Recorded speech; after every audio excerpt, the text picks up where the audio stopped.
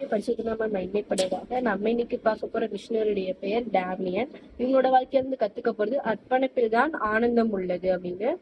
அதாவது பசிபிக் அப்படின்னு சொல்லிட்டு மகா சமுத்திரம் வந்து ஒரு ஹவாய் அப்படின்னு தீவு கூட்டம் இருக்கு அந்த சமுத்திரத்துல.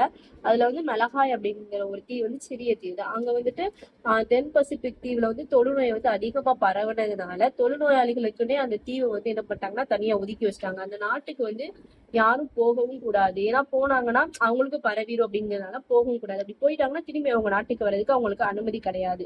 அப்ப வந்து இவங்க எல்லாருமே தொழுநோயாளிகள் நினைச்சாங்கன்னா அவங்கள பாத்துக்கிறதுக்கு யாருமே இல்லை. அப்ப அவங்க மக்களாலும் கைவிடப்பட்டோம் அப்படின்னு நினைச்சாங்க. கடவுளாலும் கைவிடப்பட்டோம் அப்படின்னு நினைச்சிட்டு இருந்தாங்க. அப்பதான் 1873 வந்துட்டு துன்பத்துல இந்த மாதிரி கஷ்டப்படுற மக்களுக்கு ஏதாவது செய்யணும் அப்படின்னு சொல்லிட்டு அந்த டேமியன் அப்படிங்கிற அந்த ஒரு இளைஞர் அவங்க வந்துட்டு அவங்க இளம் வயதுல இருக்கும்போது அவங்களுக்கு வந்துட்டு ஆண்டோடைய ஊழியத்துக்காக இந்த மாதிரி துன்பப்படுறவங்களுக்கு உதவி செய்யணும்னு ஒப்பு கொடுக்குறாங்க. இவங்கள வந்து என்ன சொல்லுவாங்கன்னா ஜோசப் டி வெஸ்டர் அப்படின்னு தான் இவங்களோட இது பேரு.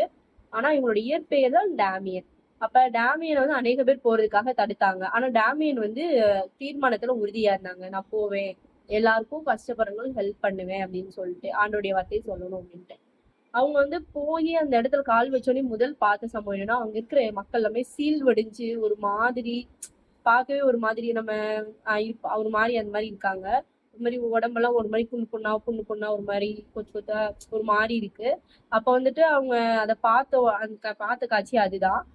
இருந்தாலுமே அவங்களுக்கு நம்ம ஹெல்ப் பண்ணணும் அப்படின்னு சொல்லிட்டு அங்க இருக்கிற மக்களுக்கு கூட கொஞ்சம் தள்ளி நின்று டிஸ்டன்ஸ் மெயின்டைன் பண்ணுவோம். இப்ப ஒருத்தருக்கு ஃபீவர் வந்ததுனால நம்ம என்ன பண்ணுவோம்னா கொஞ்சம் தள்ளி நின்று டிஸ்டன்ஸ் மெயின்டைன் பண்ணுவோம்.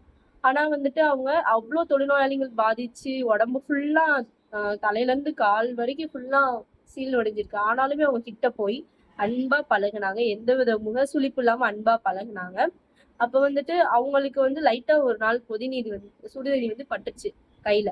அப்ப வந்து அவங்க உணர்றாங்க நமக்கு லைட்டா சுடுதண்ணி பட்டாலும் இப்படி இருக்கு ஒரு மாதிரி ஸ்கின் எல்லாம் இதாயிடுச்சு. அப்ப நமக்கு ஃபீல் ஆகுது, கஷ்டமா இருக்கு.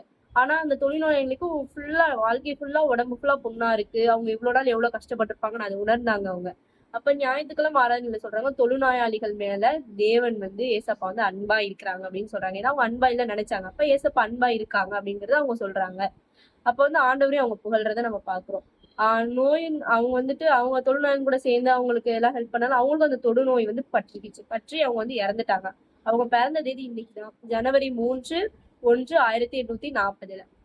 இவங்க வாழ்க்கையில இருந்து நம்ம கத்துக்கிறது என்னன்னா நம்மளும் அதாவது ஒரு அர்ப்பணிக்க வேண்டும் வாழ்க்கையில. அதாவது நான் இவங்க சொல்றாங்க டேமியன், நான் உங்களில் ஒருவனாக இதுவரை இல்லாமல் இருந்தேன், இப்பொழுது உங்களில் ஒருவனாக ஆகிவிட்டேன். இந்த தீவுக்கு வரக்கு முன்னாடி உங்களில் ஒருவனாக ஆகாம இருந்தாங்க. வரணுமா என்னன்னு வந்ததுக்கு அப்புறம் இப்ப இவங்கள ஒரு ஆளா மாறி இவங்க கூட எப்பயுமே ஜகஜமா பழக ஆரம்பிச்சிட்டாங்க. அதுதான் சொல்றாங்க. இப்ப நமக்கு எத்தனை பேருக்கு இந்த அர்ப்பணிப்புல ஆயத்தமா இருக்கும். நம்ம கடவுள்கிட்ட கேட்கறது அப்படிதான். டேமியன் போன்று நம்மளும் வாழ்க்கையில அர்ப்பணிப்பு வேணும். அர்ப்பணிப்பு வெறும் வாயில சொல்லக்கூடாது, இருதயத்துல இருந்து அர்ப்பணிப்பு நமக்கு வேணும். நம்மளும் டேமியன் போன்று அனைவரையும் இன்னும் அநேகம் பேர் ஏசப்பா அறியாம இருக்காங்க.